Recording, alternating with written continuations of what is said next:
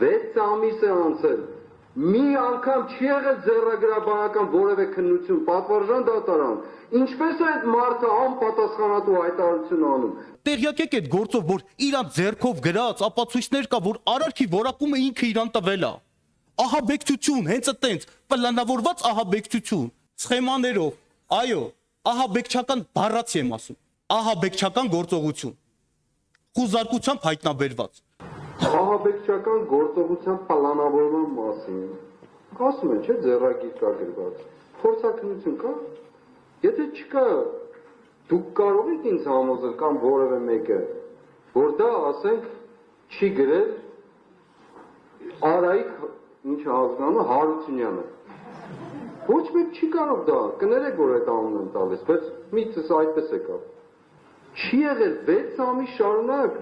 բայց մարդիկ բանտերում, կալանքներում, տնից տեղից կտրված, զրկված, ինչի իման վրա։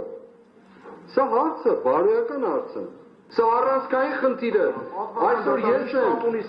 շատ մեծ կապ ունի, շատ մեծ կապ ունի։ Ես ընդհատեմ մեկ վարքան։ Չմիջամտես ընդհանրապես ես եք